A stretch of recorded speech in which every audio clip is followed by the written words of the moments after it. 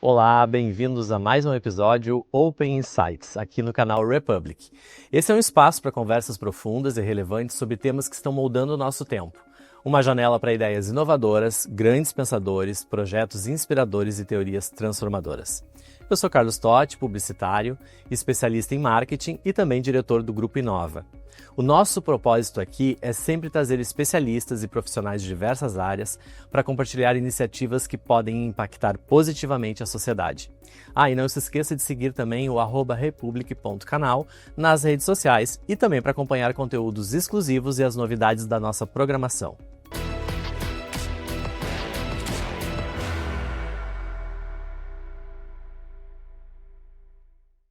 No Open Insights de hoje, eu tenho a honra de receber um dos nomes mais importantes na disseminação do pensamento liberal e objetivista no Brasil.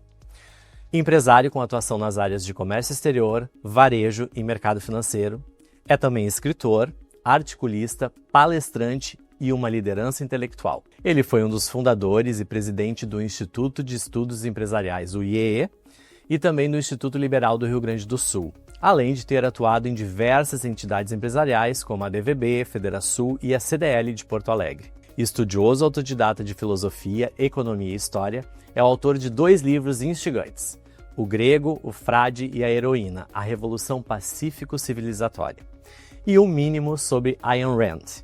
Eu estou falando de quem? Roberto Rachevsky. Roberto, muito obrigado por estar aqui conosco e agradeço principalmente por trazer para o nosso telespectador ideias que vão abrir um pouco a mente deles.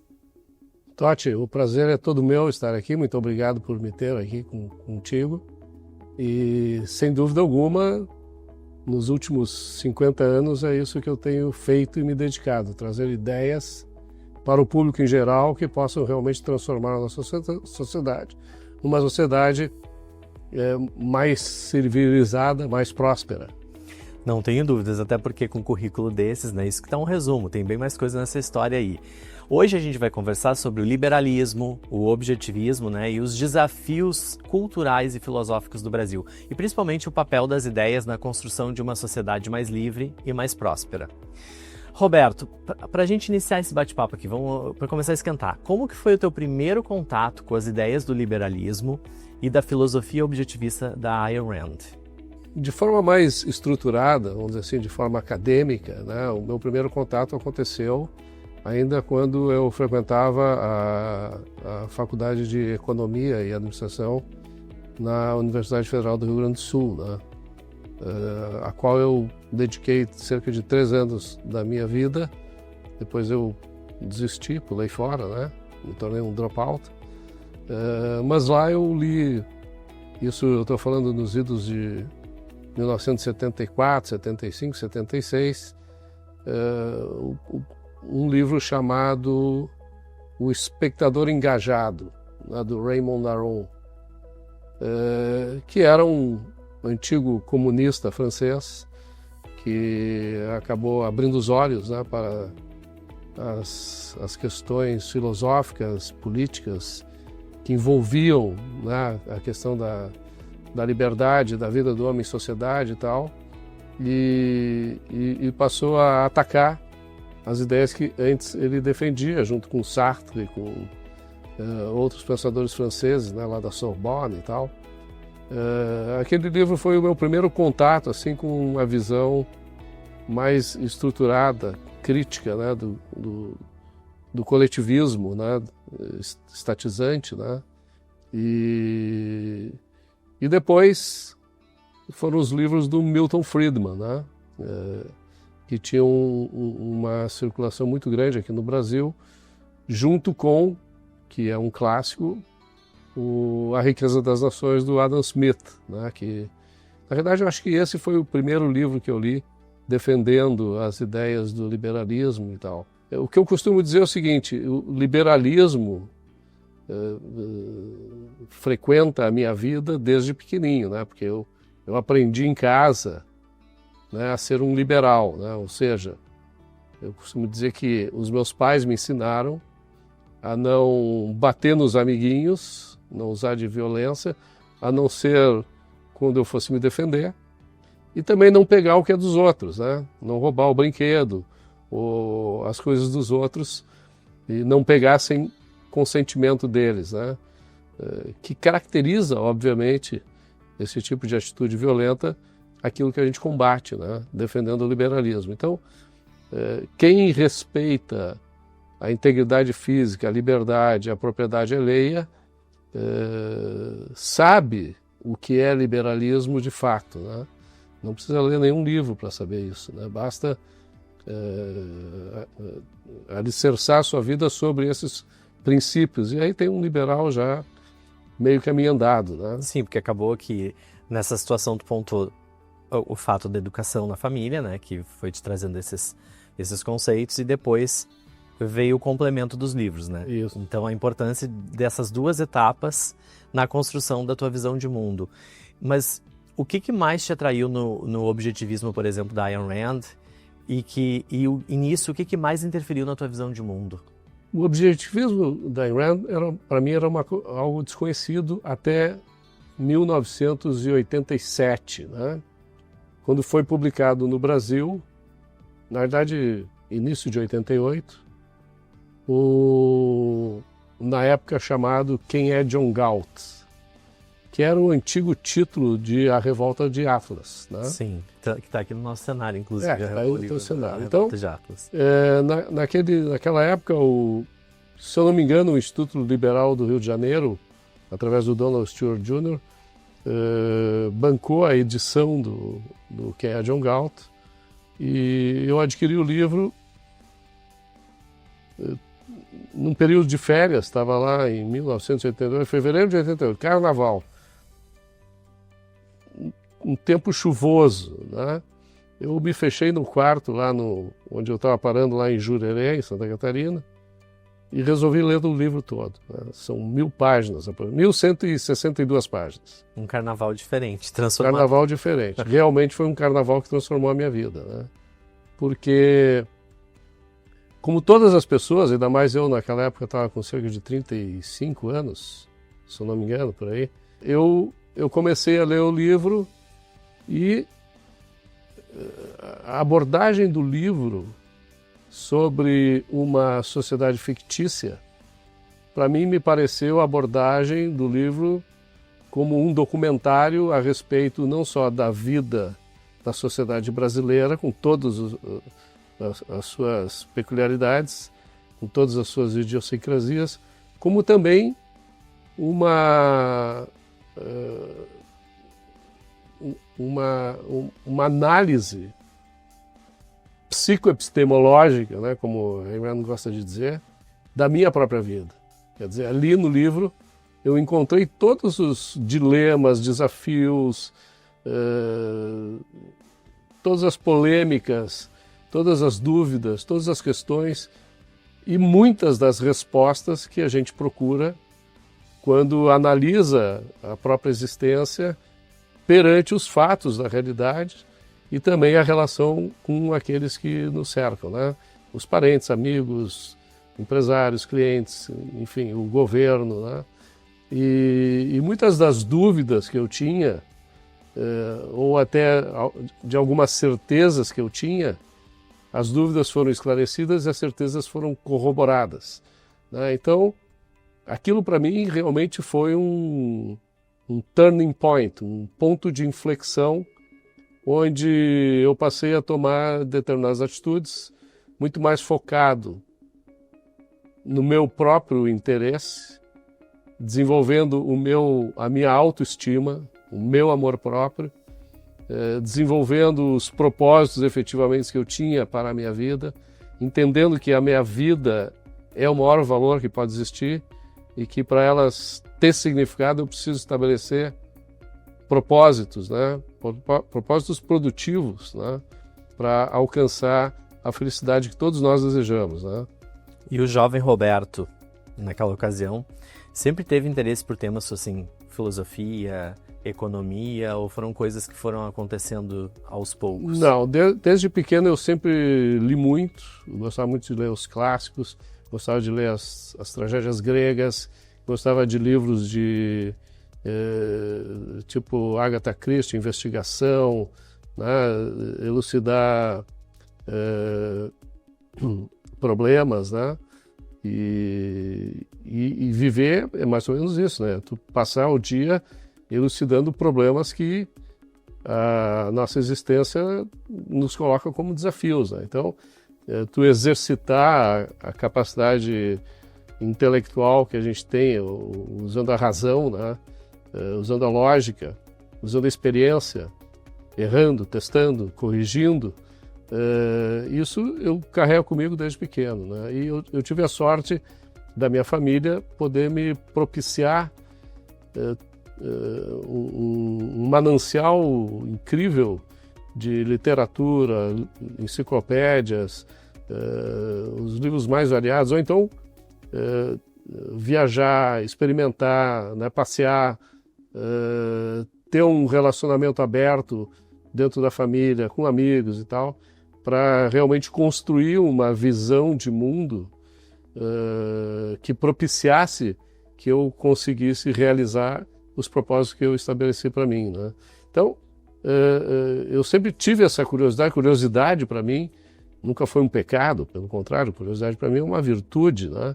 Que tem que ser sanada com o uso da nossa mente, né? Tanto que os maiores pesquisadores, os maiores repórteres são sempre pessoas curiosas, né? Os cientistas, a curiosidade nos leva, nos move, porque tu acaba procurando respostas, às vezes não encontra aquela resposta que tu está procurando, mas acha outras. Enfim, isso é muito importante. E aproveitando, então, já que a gente está falando sobre essa transformação, quando que tu decidiu ser escritor, por exemplo? Olha, eu escrevia muito pouco aí quando eu tinha cerca de 20, 30 anos, na época do IEE e tal, que eu comecei a participar, lá no início da década de 80, eu escrevia pouco, né, mas eu escrevia. Eu realmente resolvi escrever, me lembro como se fosse hoje, quando o William Ling, né, ele era conselheiro do Instituto Millennium, recente assumido, e me disse um dia: vem cá, tu que gosta de escrever, eu sei que tu gosta de escrever, mas eu nunca li nada teu mais recentemente, tu não quer escrever alguma coisa aqui para o Instituto Millennium? Escreve aí. Aí eu resolvi isso em 2013. Eu estava voltando para o conselho deliberativo do IEE, né? Depois de ter me afastado 20 anos. Então eu escrevi um texto, e depois escrevi 2, e depois escrevi 3, e a repercussão foi muito positiva, e eu comecei a me sentir melhor, extraindo da minha mente aquilo que me incomodava, né? Fosse aquilo um problema ou uma solução. Quer dizer, o problema a gente extravasa e a solução a gente oferece, né? E a partir daí, sei lá, eu acho que eu devo ter escrito mais de 3.000 páginas, né? Seja nos diversos institutos que publicam os meus artigos, ou nas redes sociais, seja Instagram, Facebook, X, etc., né? E mais recentemente eu resolvi escrever também reunir os meus artigos, reelaborá-los, né, para torná-los coesos e ter um formato realmente consistente, e saiu o Grego, Frade e a Heroína, né? Eu já tinha escrito como coautor 2 ou 3 livros antes, mas realmente esse aqui foi o meu primeiro e mais importante livro, né? Aproveitando porque ele está aqui na nossa mesa, o Grego, Frade e a Heroína, a Revolução Pacífica e Civilizatória. Aí eu te pergunto, que tipo de revolução é essa que tu propõe aqui no livro, na história do livro? Em resumo, obviamente. Claro, é a revolução intelectual, né? A revolução da mente, a revolução dos valores. Quer dizer, é deixarmos o misticismo, o altruísmo, o relativismo, o subjetivismo, o coletivismo. Quer dizer, são todos aqueles ismos, né, que mantêm o ser humano numa situação de atraso, né, e essa revolução, ela implica em quê? Ela implica em transformar o indivíduo como um agente autônomo, como alguém que acredita na sua mente, que sabe que a razão é o nosso único instrumento para conhecer o mundo, né?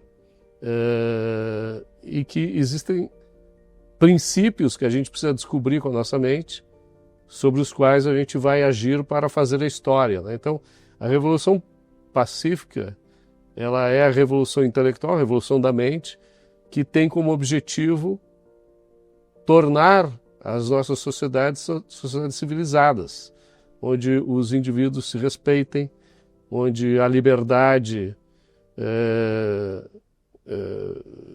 se sobrepõe à coerção, à violência, né? É a mais difícil das revoluções.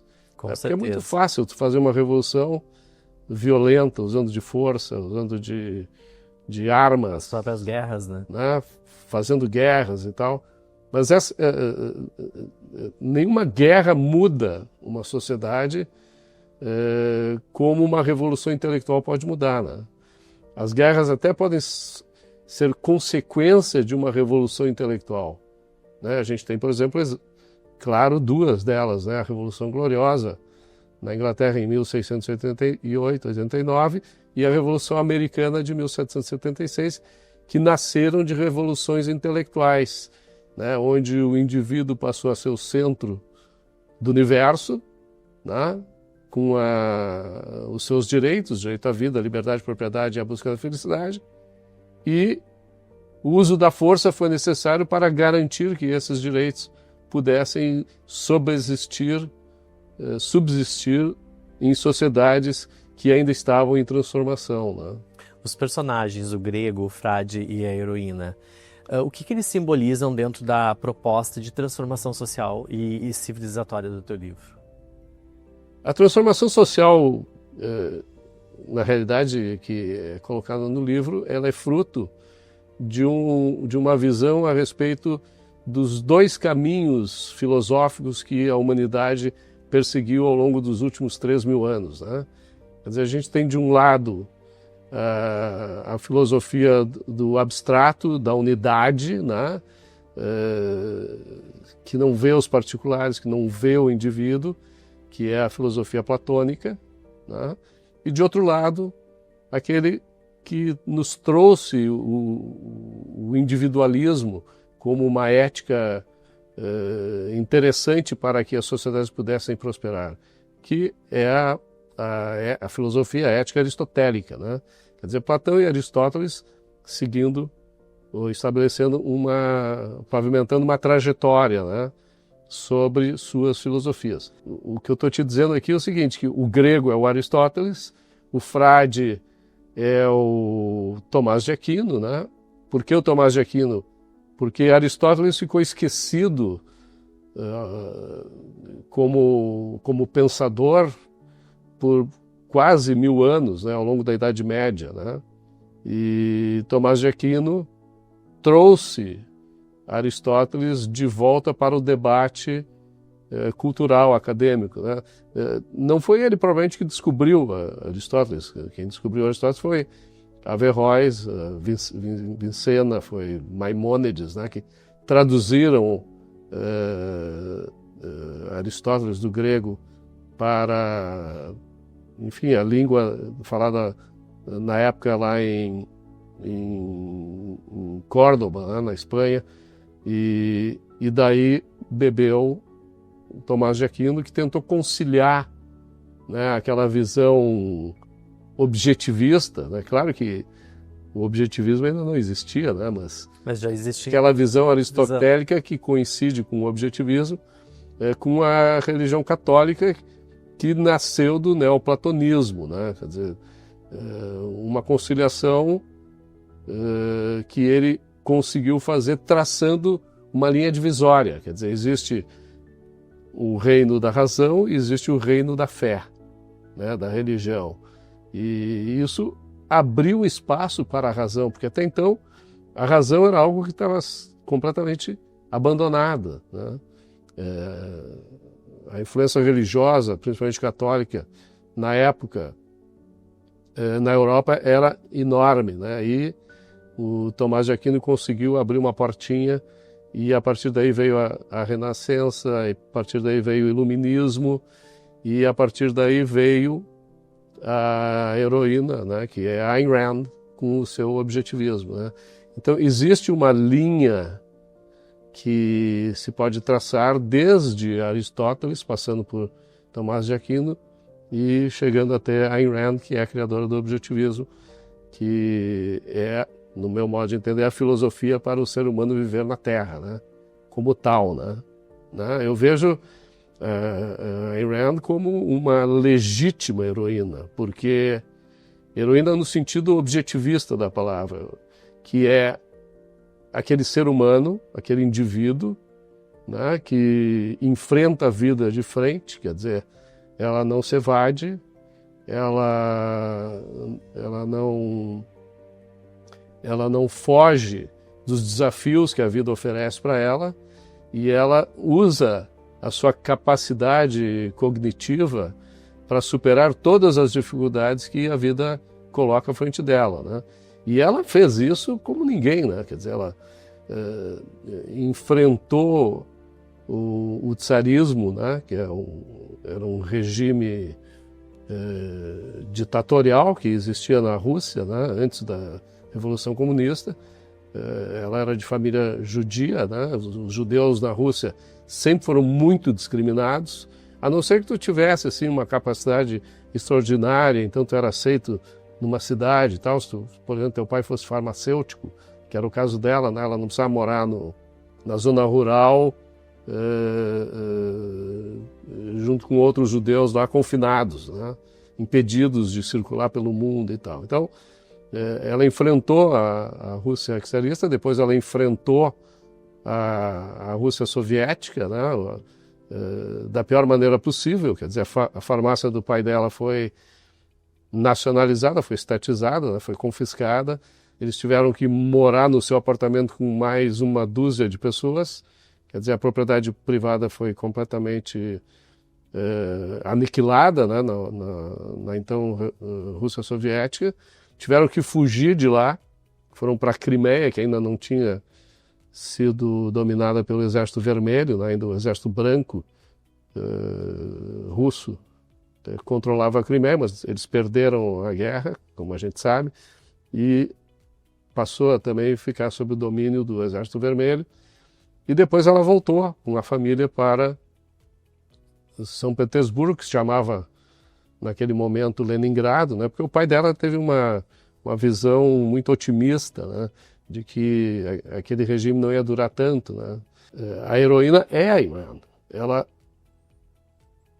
impossibilitada de desenvolver aquilo que ela acreditava lá na Rússia, ela acaba migrando para os Estados Unidos, em 1926, aos 21 anos de idade, e aí ela se transforma nessa figura intelectual produtiva que a gente conhece, né?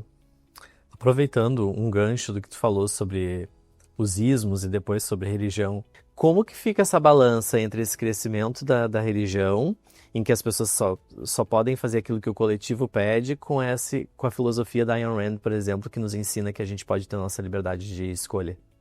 O objetivismo da Ayn Rand se opõe completamente a qualquer tipo de misticismo, né? Tudo aquilo que não depende da razão, né, individual, do uso da razão pelo indivíduo, do uso da razão para se entender os objetivos, né, que se tem na própria vida, quer dizer, a gente estabelece um sentido para a nossa vida. O sentido da nossa vida é dado por nós, né? São os nossos propósitos, né? O que a gente vai fazer de produtivo nessa vida, o que a gente quer ser, né? E tudo começa a partir do momento em que a gente adquire autoestima, né? Porque a autoestima é aquele fator psicológico, né, que faz com que a gente acredite na própria mente, que a gente não precise se evadir da realidade, para que a gente consiga enfrentar as dissonâncias cognitivas, né, que surgem na nossa vida. Dissonância cognitiva eu entendo como o desconforto mental que a gente tem, né, quando a realidade desafia as nossas crenças, né? Então, para não enfrentar isso, ou a gente resolve os problemas de fato, ou a gente se evade, né? E tu te basear na fé, tu te basear na autoridade, tu abdicar da tua capacidade, que todos nós temos, né? De focar a mente, olhar com os nossos sentidos a realidade, usar a lógica, né, que Aristóteles desenvolveu, né, como uma ferramenta, um método para a gente poder responder a pergunta o que eu sei e como eu sei que eu sei, né? Quando a gente não tem isso, então a gente acaba recorrendo a essas ferramentas que são muito bem exploradas por aqui. Eu faço uma ironia aqui, aqueles que têm a profissão da fé, né? Quer dizer, se torna, na realidade, um tipo de trabalho para explorar essa incapacidade que não é inata, é uma incapacidade desenvolvida na mente das pessoas por elas próprias. É o medo, né, de ter os seus dogmas, as suas crenças, as suas tradições, aquilo que foi incutido no seu subconsciente ao longo da vida, desde a infância, né, passando pela adolescência, assim por diante, para enfrentá-los e realmente resolver isso, né? Quer dizer, as pessoas têm medo do erro, né? Quando na realidade todo erro ele pode ser corrigido. Nós não somos infalíveis, oniscientes, não, a gente erra. Nós somos seres humanos. A falibilidade faz parte da nossa característica, assim como a razão faz parte da nossa característica. E a razão existe exatamente para a gente poder elaborar as respostas corretas para as nossas dúvidas ou para as nossas ações equivocadas. Muito bem. E aí, para completar esse ciclo, complementar esse ciclo de escritor, recentemente teve um outro livro que se chama O Mínimo sobre Ayn Rand, onde tu buscou, acredito eu, simplificar os principais conceitos dela num livro, né, no manual, e como foi esse desafio de escrever alguma coisa que fosse, de certa forma, traduzir ideias um pouco complexas para um público geral, o público brasileiro, entrar dentro do pensamento da Ayn Rand e entender ele melhor. Bom, o Mínimo sobre Ayn Rand é uma ideia muito interessante que a editora CDE teve de publicar uma coleção de livros de bolso, né, sobre os mais diversos assuntos ou personagens que atuam explicando ou defendendo as ideias liberais, né, de um modo geral. E para mim foi um exercício maravilhoso, assim, tu poder condensar de forma clara essas ideias que eu não considero complexas. Eu acho que as ideias, elas são óbvias, elas são axiomáticas, elas são coerentes e elas chegam a resultados praticamente inquestionáveis, né? Não que não se deva questioná-los. Sim, devemos questioná-los. O difícil é encontrar uma razão para se opor a eles, né? Escrevi por muito tempo colunas para Zero Hora, por exemplo. Eu tinha que colocar com 2.000 caracteres em artigos muito sintéticos, ideias complexas. Aprendi a fazer isso. Separar o que é essencial do que é acessório, né? Então, tu tem que limpar o acessório e explorar o que é essencial. Não foi difícil. Eu até imaginei, eu vou aproveitar o livro anterior. Não tem jeito. Tu tem que escrever tudo de novo, porque existe uma lógica interna no texto que tu precisa elaborar desde o seu princípio, né? Bom, então nessa ótica de realidade, razão, autointeresse e com o livro aqui do Roberto em mãos, a gente vai para um rápido intervalo e volta já, não sai daí. Apresentamos o canal Republic, o seu novo destino intelectual na Soul TV, com programas de entrevistas e debates estimulantes, cursos, videoaulas, palestras, filmes e documentários inspiradores, oferecemos uma programação rica em informação, cultura, história e pensamento crítico. Baixe agora o aplicativo da Soul TV e explore o mundo do Republic. Canal Republic, onde o conhecimento encontra você. Estamos de volta com o programa Open Insights. Hoje estou recebendo Roberto Rachevski, um convidado muito especial para discutirmos sobre os caminhos para um futuro de mais liberdade econômica, acadêmica e de decisões para o nosso Brasil. Roberto, continuando o nosso bate-papo aqui, a primeira pergunta que eu quero retomar é se você acredita que o liberalismo ele perde força quando ele é defendido apenas no âmbito econômico e que as pessoas não tenham o conhecimento filosófico ou o todo dessas ideias? Sem dúvida alguma. O grande problema, eu acho, que nós enfrentamos no debate político, tá, é o foco nas consequências e não nas causas daquilo que influencia diretamente as nossas vidas, né? Economia é se a gente fizer uma análise filosófica da realidade, economia deriva da política, né? Quer dizer, todas as nossas relações interpessoais, seja na cooperação para a criação de valor, ou nas trocas que a gente faz com as pessoas, de valores que a gente ou produz ou anseia, né? Elas têm a ver com a economia. E a economia ela está subordinada às decisões governamentais que interferem tanto nessas relações interpessoais no campo político, né? Quer dizer, o governo tem a ver com política e a economia tem a ver com as relações das pessoas no mercado, né?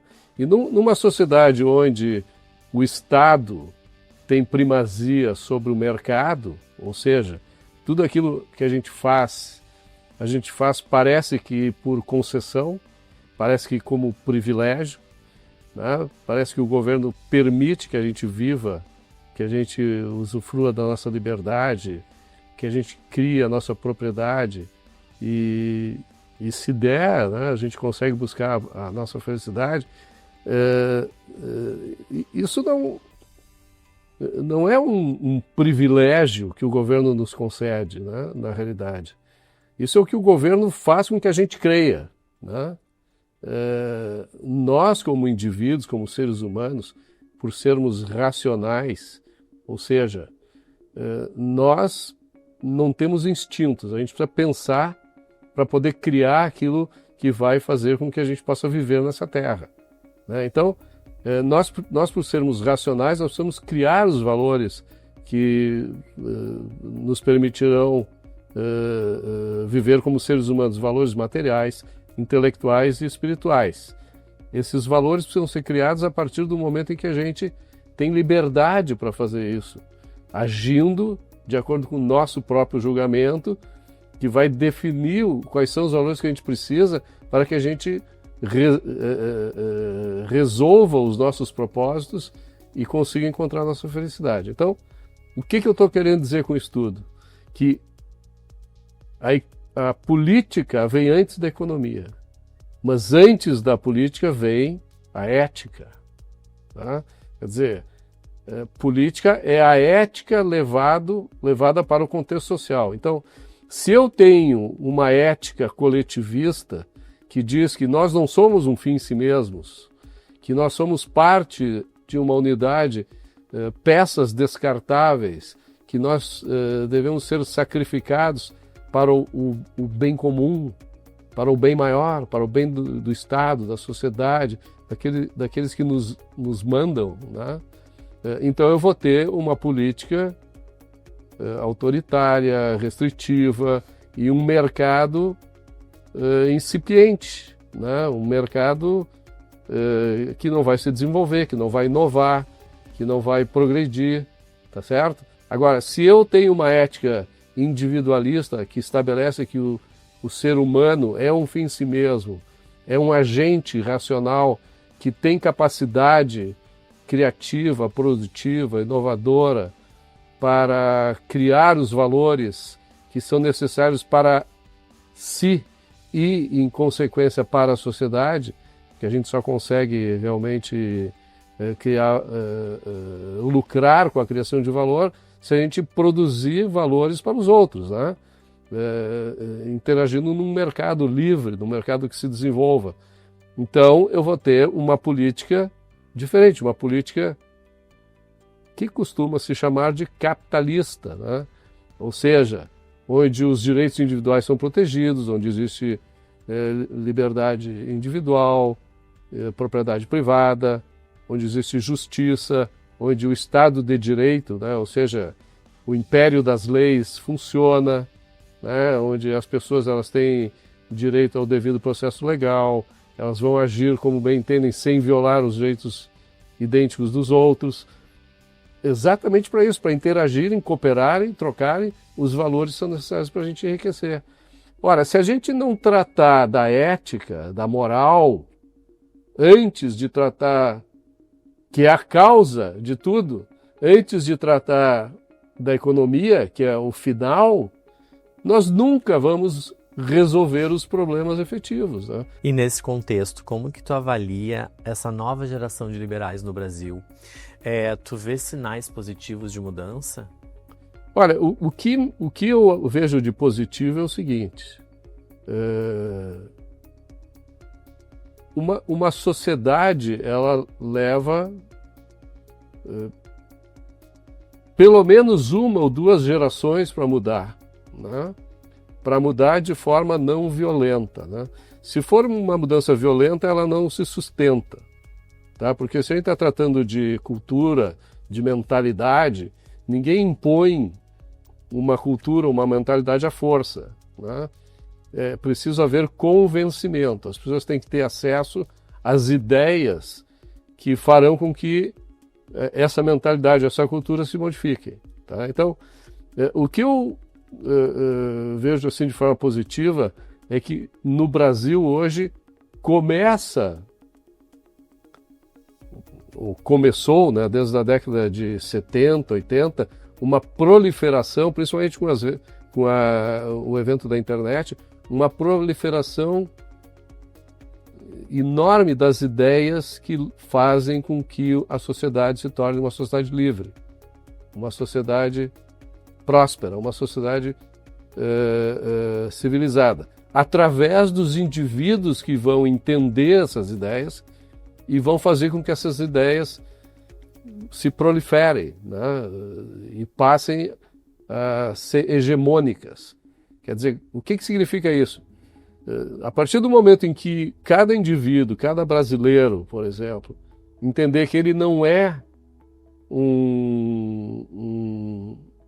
meio para a satisfação dos outros, mas sim ele é um fim em si mesmo, quer dizer, ele é o sujeito e o objeto da sua vida, a vida é dele e ele vai fazer da vida dele o que ele achar melhor, né? Independente do que os outros pensam, sejam os vizinhos, a família, a igreja, o governo, então nós realmente podemos entender que nós vamos ter uma sociedade que vai prosperar, vai mudar para melhor, né? E as ideias estão aí, as ideias estão começando, assim como todos os bens materiais, né? A gente está vendo assim que diminui a escassez e aumenta a abundância, os valores materiais sofrem desse fenômeno, né? Por causa da produtividade crescente. Os valores intelectuais, as ideias, também estão tendo mais abundância e menos escassez, principalmente no Brasil. No Brasil, até a década de 60, 70, a gente não sabia absolutamente nada do iluminismo anglo-saxão, por exemplo. As ideias de Locke, de Adam Smith, né? Ninguém sabia nada disso, muito menos as ideias de Ludwig von Mises, de Friedrich Hayek, de Ayn Rand. Elas estão agora penetrando no tecido intelectual da sociedade brasileira, e isso pode fazer com que esse tecido se modifique, né? Ou seja, a nossa cultura, as relações intelectuais, as relações da academia, podem sofrer o impacto da penetração dessas ideias na nossa sociedade. E isso certamente vai fazer com que a mentalidade e a cultura brasileira se modifique para melhor. Por que eu considero para melhor? Porque não existe nada pior do que viver sob a coerção estatal ou sob a violência de uma sociedade que aceita, né, a coerção como forma de interação social, né, seja através do uso da força ou de fraude, né? Não, nós precisamos transformar a nossa sociedade com essas ideias para que a nossa sociedade se torne uma sociedade realmente pacífica e civilizada. E tu vê que eu estou insistindo nesses dois termos, né? Sim. De uma sociedade pacífica e civilizada, porque esse é o objetivo, é um dos meus propósitos de vida, é poder oferecer para a nossa sociedade as ideias, né, que eu conheci ao longo da vida, ou que muitas delas eu entendi e até reformulei de certa maneira, para que a sociedade realmente possa prosperar dessa forma. E falando em sociedade prosperar, a tua trajetória incluiu a participação na fundação de institutos muito importantes, como o IEE, o Instituto Liberal do Rio Grande do Sul e também o Instituto Atlantos. Sim. Qual o papel dessas instituições na formação de lideranças que propagam essas ideias liberais? E principalmente na atualidade, né? Como que eles estão conseguindo se desenvolver no cenário atual dentro do Brasil? Bom, eu acho a participação, primeiro eu acho que a criação delas foi fundamental, tá, para o desenvolvimento desse processo, né, de disseminação de ideias liberais na nossa sociedade, porque as ideias liberais elas sofrem no Brasil muitos desafios, né? Existe uma oposição ferrenha da casta, né, governante, ou daqueles que parasitam o Estado, ou seja, que parasitam, em última análise, a própria sociedade, que não querem que as ideias que favorecem o indivíduo, a liberdade, o autointeresse racional, né, a pessoa poder usufruir de tudo aquilo que ela produz sozinha, né? Parasita não gosta disso, parasita quer sempre tomar um pedaço daquilo que o outro criou, né? Gosta de viver do esforço alheio.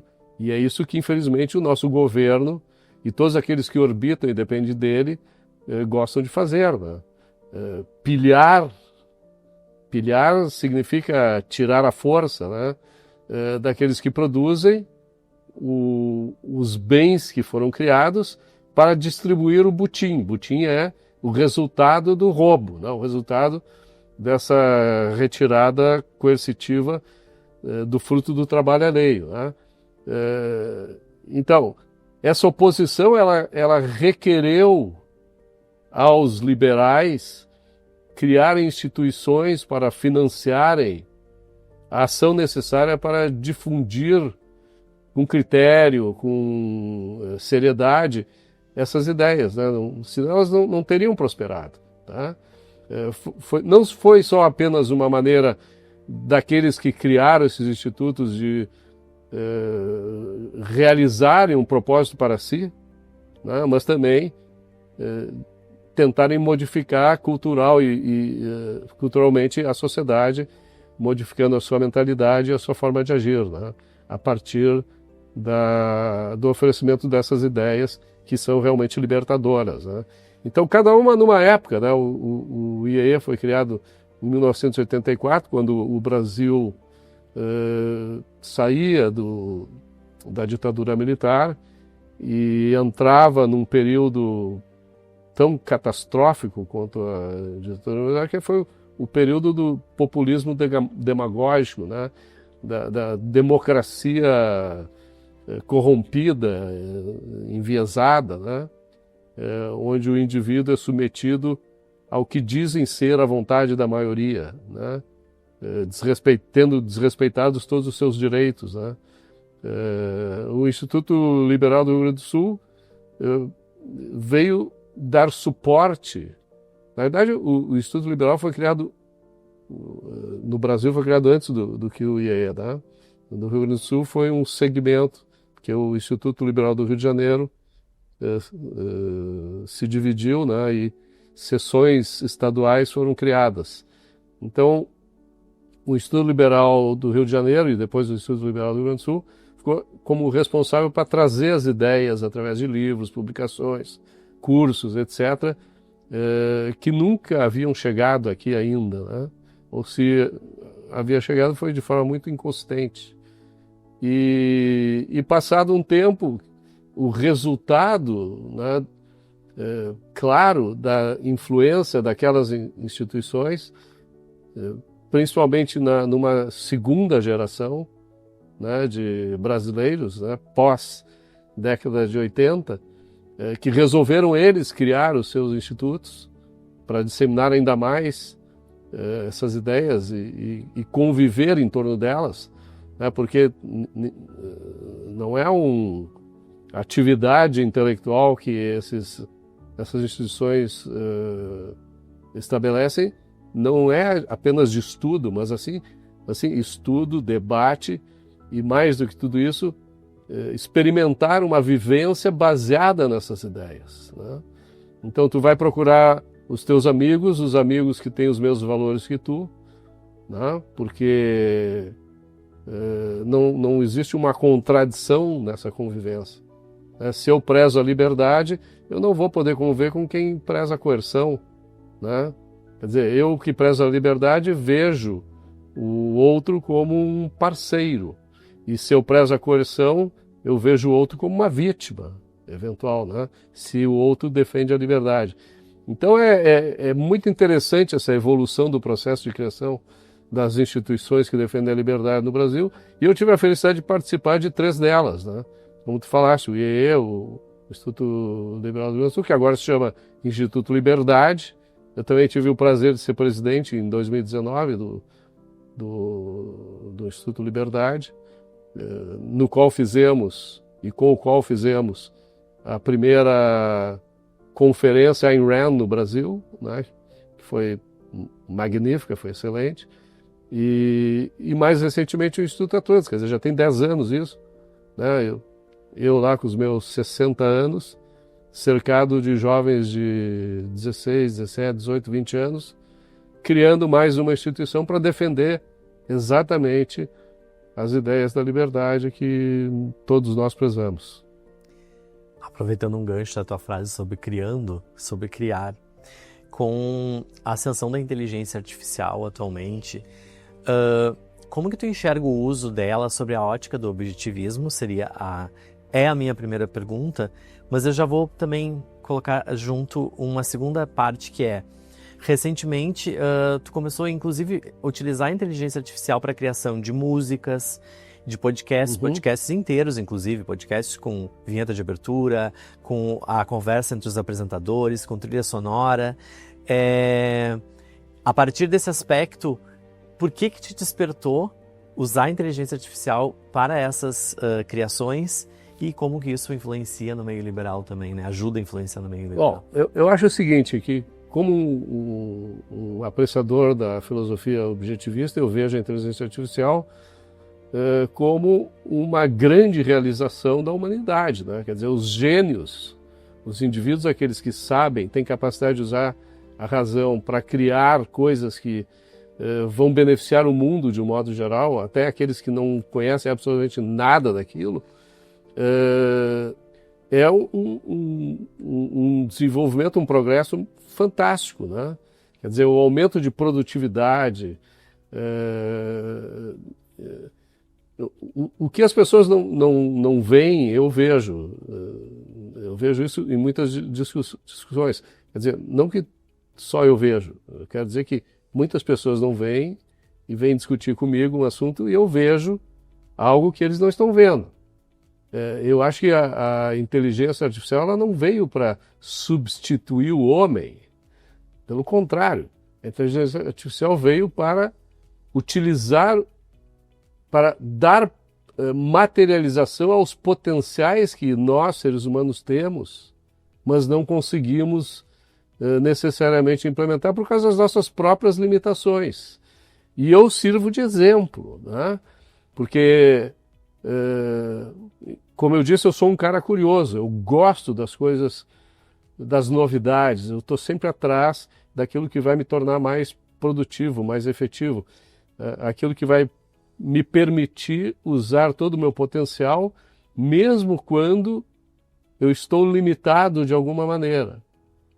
Então, claramente, a inteligência artificial é utilizada por mim nesse sentido. Porque, por exemplo, eu gosto de escrever, eu gosto de levar as minhas ideias ao público. Eu gosto de ver materializadas as minhas ideias, né? Transformando as minhas ideias, o que seria uma obra de arte, vamos dizer assim, nesse sentido, a minha visão criativa do universo, né, da realidade, transformada em algo palpável, que todos os outros possam ver. Então, eu escrevi um livro, eu escrevo artigos, ok. As pessoas não gostam muito de ler, poucos leem, né, mas a gente sabe que podcasts, que música, tem muito mais aceitação na sociedade. Eu acho que eu sou um péssimo comunicador verbal, tá? Eu discordo disso, tá? Mas ok. Ok. Mas eu, digamos assim, então de outra maneira, eu prefiro o Roberto escritor do que o Roberto falante, tá? Eu gosto de escrever, eu não gosto muito de falar. Mas se tiver que falar, eu falo, ainda mais quando um amigo me convida para falar, como é o teu caso, né? Então, agradeço. Ora, se eu não sou um bom falante, assim, para expor de forma clara, detalhada, o que eu penso, e eu puder utilizar uma tecnologia que faça com que pessoas, ainda que elas não existam, pessoas virtuais, né, discutam as minhas ideias da maneira que eu acho que seria legal, por que não? Quer dizer, eu superei uma limitação e usei a inteligência artificial para materializar aquilo que eu sozinho não teria condições de fazer. Ou se fizesse, seria muito ruim. Tá? É aquela velha história, a gente tem a ferramenta, é como você vai usá-la que vai trazer o resultado final. Exatamente. A mesma coisa com a música. Eu tenho um bom ouvido, mas eu não sei tocar nenhum instrumento. Eu não sou muito bom de melodia, de ritmo. Eu gosto de vários gêneros musicais, mas eu não tenho voz, não toco nada, não tenho relação com ninguém que possa fazer as minhas músicas se tornarem músicas aceitáveis pelo público. Mas a inteligência artificial me permitiu fazer isso. Quer dizer, eu já fiz 60 músicas que já tiveram quase 200 mil reproduções nos mais variados canais, né? Só no Spotify teve, se eu não me engano, 110 mil reproduções, em questão de meses, né? Eu acho isso incrível. Então, se para isso a inteligência artificial proporciona felicidade para quem está usando ela, seja o criador, o produtor ou o consumidor, por que não usar? Eu não tenho o menor medo da inteligência artificial. A moral da inteligência artificial, ela é inteiramente baseada na moral daquele que está programando, né, seja o software ou o hardware, para agir daquela maneira. Tá? E a moral também está no indivíduo que está colocando as informações ali. Exatamente. Das tarefas serem feitas. Então, nos cabe identificar qual a moral mais adequada para que a gente possa expor as ideias, né, para que o público entenda o que a gente pensa. E a moral faz parte disso. Quer dizer, quando tu defende uma moral que valoriza o indivíduo, que valoriza virtudes como a racionalidade, a honestidade, a integridade, a produtividade, a independência, a justiça e o orgulho próprio, né, o orgulho de saber que está se tornando cada dia um ser melhor, né, moralmente, porque está atendendo o seu autointeresse sem violar o interesse dos outros, sem sacrificar os outros para si, nem sacrificando para os outros, né? Por que não usar? tem que usar, e eu vou usar cada vez mais, né? E ainda estou atrás agora de um software que me permita fazer filmes, né? Eu já tentei fazer, mas é custoso, ainda não está tão desenvolvido. Ainda está. Mas eu vou chegar lá. Tenho certeza, eu vou querer assistir esses filmes. Uma última pergunta objetiva: qual é a sua maior esperança para o futuro do Brasil? Esperança, para mim, tem um teor de passividade, né? Como se tu esperasse por algo do qual tu não é agente, né? Então, eu não tenho esperança, eu tenho uma visão de futuro do Brasil que não diz nada para ninguém, eu acho que nem para mim mesmo, porque o futuro não está determinado, não existe destino manifesto, não existe materialismo histórico, não existe. O futuro é aquilo que a gente vai fazer hoje, né? É aquilo que a gente vai fazer amanhã, é aquilo que nós, como sociedade, cada indivíduo, vai fazer interagindo, cooperando, trocando, infelizmente também se opondo, conflitando, né? Eu não sei nem o que eu vou fazer amanhã, né? Eu sei quais são os meus princípios, o que vai me guiar para o futuro. E se os meus princípios forem seguidos por mim, né? Porque, como eu já disse, nós não somos infalíveis nem oniscientes, né? Então, às vezes a gente falta com a gente mesmo, a gente erra, né? Mas se os meus princípios forem seguidos, eu espero ter uma vida melhor. Eu espero poder superar todos os obstáculos que a existência vai colocar à minha frente. E a sociedade brasileira é formada por indivíduos. Se cada indivíduo seguir os princípios corretos e fizer aquilo que é necessário para que a sociedade, como consequência, seja uma sociedade melhor, então a sociedade será melhor. Se não, nós seguiremos ou estagnados, como estamos, ou ainda entraremos em decadência, como começou recentemente, né? Eu não espero nada. Eu ajo e eu tento fazer com que o futuro seja aquele futuro que eu aprecio, que eu gostaria que realmente se materializasse. Quem sabe com essas ações como aqui, que a gente está trazendo reflexões, trazendo essas ideias para quem está ali nos assistindo, ajudem a construir esse futuro, inclusive, melhor.